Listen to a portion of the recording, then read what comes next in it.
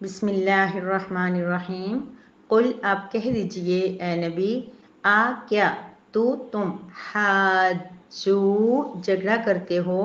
حاجونا جھگڑا کرتے ہو نا ہم سے، فی میں اللہ فی اللہ اللہ کے بارے میں، واو اور ہوا وہ اللہ، رب ہے نا ہمارا، واو اور رب ہے کم تمہارا، واو اور لنا ہمارے لیے، لا لیے نا ہمارے، لنا ہمارے لیے، اعمالو اعمال ہیں، نا ہمارے، واو اور لکم تمہارے لیے، اعمالو اعمال ہیں، کم تمہارے، واو اور نحنو ہم، لہو اسی کے لیے، لا لیے ہو اسی، لہو اسی کے لیے، مخلصون خالص ہیں۔ قل اتحاجوننا فی اللہ وہو ربنا وربکم، آپ کہہ دیجئے کیا تم ہم سے اللہ کے بارے میں جھگڑا کر رہے ہو، حالانکہ وہ ہمارا بھی رب ہے اور تمہارا بھی رب ہے، وَلَنَا أَعْمَالُنَا وَلَكُمْ أَعْمَالُكُمْ، ہمارے لیے ہمارے اعمال ہیں، تمہارے لیے تمہارے اعمال ہیں، وَنَحْنُ لَهُ مُخْلِصُونَ، اور ہم اپنی بندگی میں اسی کے لیے خالص ہیں، اور ہم اسی کے لیے خالص ہیں۔ نحمدہ و نصلی علی رسولہ الکریم، اما بعد، سورہ بقرہ کی آیت نمبر 139 ہے، جس میں اللہ رب العزت حضرت محمد صلی اللہ علیہ وسلم کو ایک جواب مرحمت فرما رہے ہیں، جب ان کو یہود و نصارہ بے حد تنگ کر رہے تھے اور اہل کتاب ہونے کے ذوم میں، اور بہت دعوے کرتے تھے اور بڑے اپنی طرف سے جو دلائل پیش کرتے تھے اور آپ صلی اللہ علیہ وسلم کو پریشان کرنے کی کوشش کرتے تھے۔ وہ یہ کہتے تھے کہ ہم جو ہے خالص اللہ تعالیٰ کے مخلص ہیں، اللہ تعالیٰ کے جو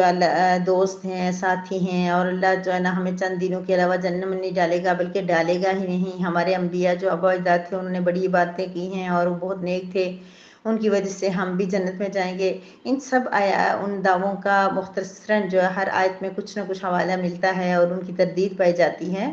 اب یہاں پر جو یہ بات ہے، یہود و نصارہ یہ کہتے تھے کہ جھگڑا کرتے تھے مسلمانوں سے، باقاعدہ وہ کہتے تھے کہ اللہ تعالیٰ کی جو عنایت ہے اور رحمت ہے اس کا ان کے سوا کوئی مستحق نہیں، وہ صرف سمجھتے کہ صرف ہمیں مستحق ہیں، حالانکہ وہ تو اپنے آباء و اجداد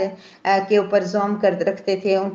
کی وجہ سے تعصب کرتے تھے اور اس طرح کی باتیں کرتے تھے۔ وہ کہتے تھے کہ ہمارے ہی اعمال مقبول ہیں، کسی اور کے نہیں ہیں۔ تو اللہ رب العزت اس کے جواب میں نبی کریم صلی اللہ علیہ وسلم کو یہ بتا رہے ہیں کہ آپ ان کو یہ کہہ دو کہ تم ہم سے اللہ کے بارے میں جھگڑا کیوں کرتے ہو، کیونکہ اللہ کا جو ہے جہاں تک حکم کی بات ہے، جو صاف نظر آ رہا ہے وہ یہ ہے کہ اللہ نے اپنے نبی حضرت محمد صلی اللہ علیہ وسلم کو بھیجا، تم نے اس کا انکار کر دیا، اللہ تعالیٰ نے قرآن بھیجا، تم اس کو نہیں مانتے، جبکہ مسلمان جو صحیح معنوں میں جو مسلمان ہیں وہ کیا کرتے ہیں، اللہ کی عبادت کرتے ہیں، اخلاص اور نیاز مندی کے جذبات رکھتے ہیں اور اللہ تعالیٰ کے تمام احکامات کی اتباع کرتے ہیں، اور جن چیزوں سے اللہ رب العزت نے منع کیا ان سے اجتناب کرتے ہیں۔ تو یہی معاملہ تمہیں بھی کرنا چاہیے، کیونکہ وہ تمہارا رب ہے۔ تم اگر یہ سمجھتے ہو کہ تم اللہ تعالیٰ کے جو یہ اللہ تعالیٰ کے مقرب ہو، قریب ہو، تو پھر تمہیں بھی تو اللہ کی رحمت میں آنے کے لیے کیا کرنا ہوگا، اللہ کے بتائے ہوئے طریقے کے مطابق چلنا ہوگا۔ تو اب اللہ تبارک و تعالیٰ ان کو نبی کریم صلی اللہ علیہ وسلم سے فرما رہے ہیں کہ آپ ان سے یہ کہہ دیں کہ تم ہم سے اللہ کے بارے میں جھگڑا کرتے ہو، جبکہ اللہ جو ہے نا، رب جو ہے وہ ہمارا بھی ہے اور تمہارا بھی۔ یاد رکھیے یہ بات، یہ جو رب ہے ہمارا پیارا رب کریم، جس کے نام پہ ہم نے نام رکھا ہے گروپ کا، رب جو ہمارا پالنے والا، وہ ہم سب کا ایک ہی ہے، کوئی الگ نہیں ہے، نہ ہمارا، نہ کفار کا، نہ یہودیوں کا، نہ نصارہ کا، نہ فرقوں میں سے جو ہے نا جو بھی دیوبندی، بریلوی، شیعہ، اور تمام انسانیت کا رب جو ہے وہ ایک ہے۔ اس سے پہلی بات تو یہ پتہ چلی کہ اللہ تعالیٰ نبی کریم صلی اللہ علیہ وسلم سے فرما دیں گے، ان سے یہ کہہ دو کہ تمہارا اور ہمارا رب تو ایک ہے نا، ہم دونوں کا رب ایک ہے۔ اب یہ کہ کون رب کو راضی کر پایا ہے، یہ جب تک ہم جو جس مذہب پہ ہوتا ہے اس کو صحیح سمجھ کے ہی عمل کرتا، اور ایسا ہی ہونا چاہیے۔ اگر ہم جس مذہب پہ ہیں، جس عقیدے پہ ہیں، جس فرقے پہ ہیں، جہاں بھی ہیں، ہمیں اپنی جو بات ہے، جس بات پہ ہم عمل کر رہے ہیں، ہمیں کم از کم خود تو یقین ہونا چاہیے، ہمیں کانفیڈنس ہونا چاہیے کہ ہم جو بات کر رہے ہیں، ہم جس پہ عمل کر رہے ہیں وہ 100% صحیح ہے۔ ہاں، آنکھیں بند کر کے کسی بات پہ یقین نہیں کرنا چاہیے کہ ہم جس سے متعلق ہیں جہاں پہ ہمیں ہیں تو وہی بالکل صحیح ہے، اس کے بارے میں بھی چھان بین کرنی چاہیے، دیکھنا چاہیے، کیونکہ ہم انسان ہیں، انسان کے اندر تو اللہ تعالیٰ نے برائی اور اچھائی دونوں مادے اور ناسمجھی اور سمجھ کا مادہ رکھا ہے، لہٰذا کوئی غلطی ہم سے بھی ہو سکتی ہے، ہمارے آبا سے بھی ہو سکتی ہے، ہمارے اساتذہ سے بھی ہو سکتی ہے، ہمارے بڑوں سے بھی ہو سکتی ہے، اس لیے ہر چیز کو دیکھنا ضرور چاہیے، کیونکہ یہ جو اسلام ہے، مذہب کے بارے میں جو بھی احوال ہیں ان کو اتنا آسان نہیں لینا چاہیے کہ ہر چیز کو ہم لوگ بالکل نارمل چھوڑ دیں، یہ بہت ڈیپ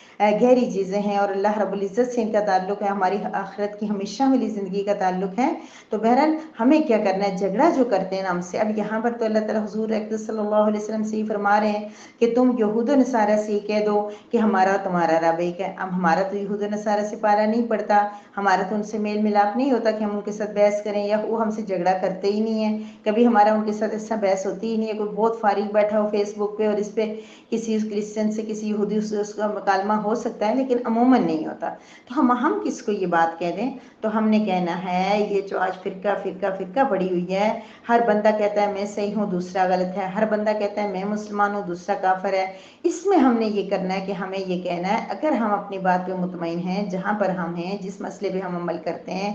جس طریقے کی ہم پیروی کرتے ہیں اس کے اوپر اگر ہم ہیں اور ہمیں 100% یقین ہے، تو پھر ہم دوسرے لوگوں سے یہ کہہ سکتے ہیں جن کی بات ہمیں نہیں صحیح لگتی، ہم ان کو بتانے کی سمجھانے کی کوشش کریں، اس کے بعد بھی ہماری بات نہیں سمجھتے تو ہم کہہ سکتے ہیں کہ ہمارا اور تمہارا رب تو ایک ہے، رب ہمارا ایک ہی ہے، لہٰذا تم اگر سیٹسفائیڈ ہو تو پھر میں تمہیں بتا رہا ہوں کہ تم غلطی پر ہو، لیکن نہیں ٹھیک ہوتے تو تم مطمئن ہو تو ٹھیک ہے، اور میں اپنے مذہب پہ، اپنی چیز پہ، اپنے عقیدے، اپنے طریقے پہ، طریقوں کی بات ہو رہی ہے نا، کہ نماز، روزہ، حج، زکوٰۃ، ان سب چیزوں میں دن کے صبح اٹھنے سے لے کر رات تک ڈھیروں کام ہم نے کرنے ہوتے ہیں، ان سب کے اندر ہمیں دیکھنا پڑتا ہے کہ یہ کون سی چیز کس کی رائے صحیح ہے، کون صحیح کہہ رہا، ہمیں اس میں صحیح طریقہ کون سا ہے، تو ہمیں اگر صحیح طریقہ نہیں ملتا تو ہمیں کوشش کرنی ہے اس کو ڈھونڈنے کی۔ تو برحال فرمایا کہ ان سے یہ کہہ دو کہ لنا اعمالنا ولکم اعمال، ہمارے لیے ہمارے اعمال ہیں، تمہارے لیے تمہارے اعمال ہیں، یہ بالکل شروع میں نہیں کہا گیا، شروع میں حضرت محمد صلی اللہ علیہ وسلم کو بتایا گیا کہ ان کی تبلیغ کرو، ان کو سکھاؤ، ان کو سمجھاؤ، اور ہمارے لیے بھی یہ ہے کہ ہم بھی اگر کسی کی اصلاح کر سکتے ہیں، یا اگر ہم خود بھی غلطی پہ ہو سکتے ہیں، تو اگر کوئی ہماری اصلاح کرتا ہے اور وہ صحیح بات کہہ رہا ہے، رائے صحیح ہے اس کی، تو ہمیں بھی اصلاح کرنی ہوگی، لیکن حضور صلی اللہ علیہ وسلم کو بہت تبلیغ کے بعد، بہت سکھانے کے بعد اللہ تعالیٰ نے یہ چائس دے دی کہ اب تم انہیں یہ بھی کہہ سکتے ہو، وہ نئی بات مان رہے، بہت ہٹ کرنی پہ ہیں، بہت اپنی چیز پہ پختہ ہیں، پکے ہیں، نہیں اس سے ہٹ رہے، پھر ان کو کہہ دو کہ تمہارے لیے تمہارے اعمال ہیں، ہمارے لیے ہمارے اعمال ہیں۔ اعمال جو ہے نا، یہ کوئی دوسرے کے، اللہ کے کتنا کرم ہے ہمارے اوپر، کتنی بڑی بات ہے، ہم تو کبھی کبھی ایسے ریئیکٹ کرتے ہیں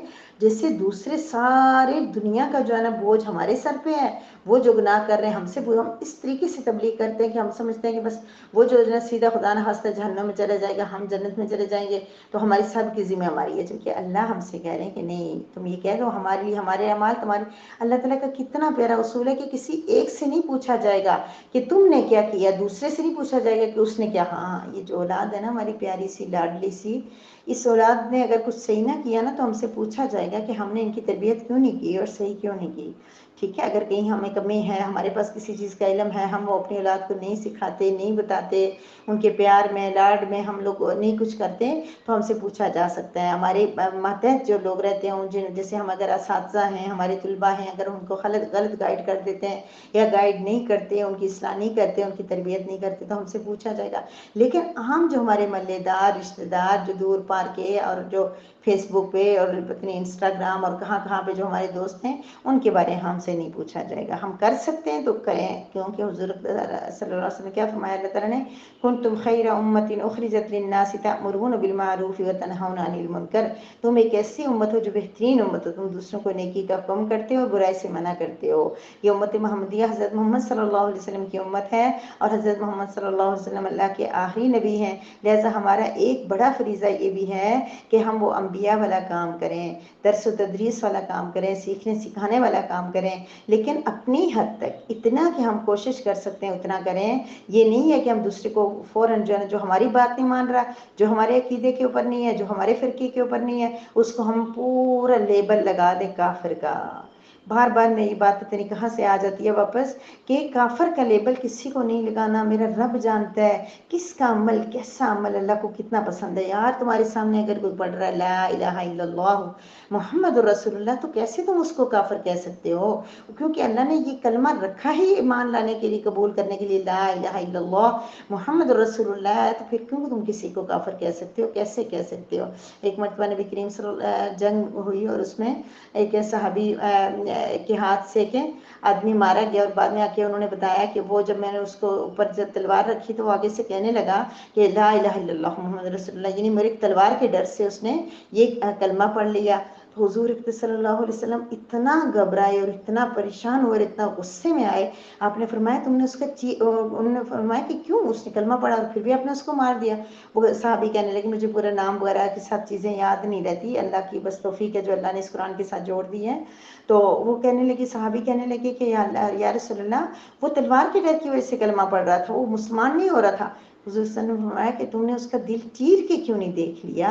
تم اتنا اعتماد ہے، تمہیں پتہ ہے کہ وہ کلمہ سچے دل سے نہیں پڑھ رہا تھا، تم اس کا دل چیر لیتے نا، چیر کے اس کے اندر سے دیکھتے کہ وہ دل سے پڑھ رہا تھا یا باہر سے۔ اتنی ناراضگی کا آپ نے اظہار فرمایا۔ تو میری پیاری بہنوں، ہم دل چیر کے کیوں نہیں دیکھ لیتے؟ جن کے بارے میں ہمیں لگتا ہے یہ کافر ہے، یہ بھی کافر ہے، یہ بھی کافر ہے، یہ بھی کافر ہے۔ مجھے تو افسوس زیادہ اس وقت ہوتا ہے جب میں دیکھتی ہوں جو کوئی دین کا بہت خوبصورت سا کام، میں نام نہیں لوں گی،